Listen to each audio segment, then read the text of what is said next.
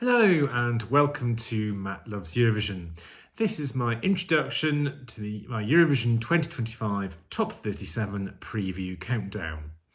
Now, for those of you who haven't been following my channel before, or maybe haven't watched many videos, each year, or certainly for the last few years since 2019, I have done some video countdowns of all of the entries for the upcoming Eurovision. Now, I order these as a top 37. I do them in the order roughly of my personal preference, but I should always like to caveat, and this is what this video is partly to do, is to do a big caveat, is that it's not kind of how I think they will do. It's not necessarily how I think what I think are, even though what the best songs are. It's just a way of me ordering them in a way that's not a bit more interesting than doing just an A to Z, or doing them by, ages of the artists, or whichever other way you could structure the 37, because it just allows me to talk a little bit about my own personal preference as well. But my personal preference does not necessarily mean that the song won't do well. Quite often I have some of the most popular songs might be in the lower part of my top 37 for various reasons. Often because maybe not because it's not a good song or really good quality, but it's just not my genre, and I just do it by hand of how I feel about it, and for whatever reason that might be. And I will talk in the videos about how I feel about it, but I will spend more time talking about how I think, sort of the facts around the song.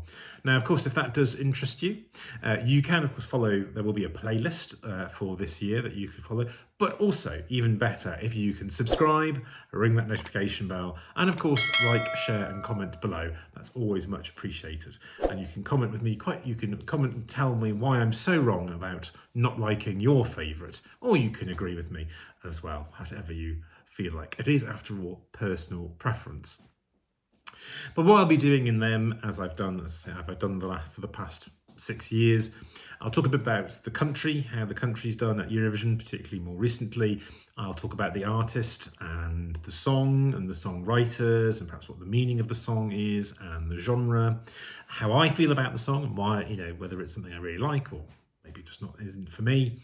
And then we'll have a little bit of talk about how it might do in the contest. Very difficult at this stage, as I'm recording this, because we've seen live performances of many of the songs, but of course those live performances have been in either national finals or in the studio, or in environments other than Eurovision. So often we don't know at all what the final package will look like, how that will appear on the stage in Eurovision, and just what sort of things get momentum behind them. I'll talk a bit about kind of where we are in some of the betting odds as well, or just the odds to qualify, how they are, whether the odds to win. Also take a little look at the Eurovision scoreboard, which is a very popular app where people rank their Eurovision songs. Now, that does tend to skew towards certain genres and certain countries and certain types of artists. It doesn't always transpose that well to the actual results at Eurovision, and in those cases where I think there's going to be there might be a bit of a difference, I will say so. And often you'll get songs appearing really high in that Eurovision scoreboard app that actually don't do quite so well in the competition, and then there's others that do way better, and often that depends on kind of staging, live performance, but just also sometimes it's the genre as well, because the scoreboard demographic is different from the people that vote on the certainly in the grand final, but also probably quite different to those who actually vote in the semi-finals as well.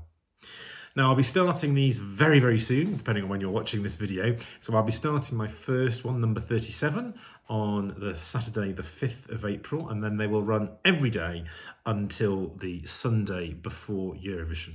And then I kind of move on into my kind of previews of the semi-finals.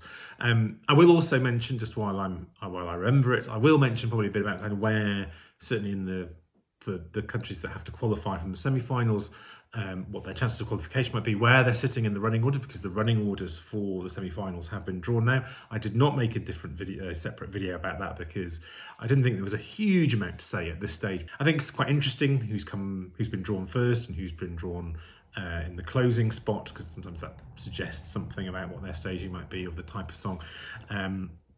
But I decided it wasn't worth a whole video to do that sort of speculation. But I will undoubtedly mention it in some of my the preview videos coming up.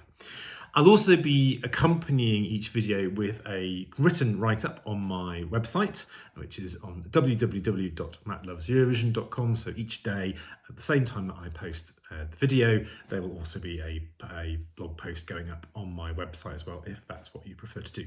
Essentially, it will say much the same thing as I say in my videos, but you will get as well as you get the embedded video of me doing the review, you also get an embedded video of the actual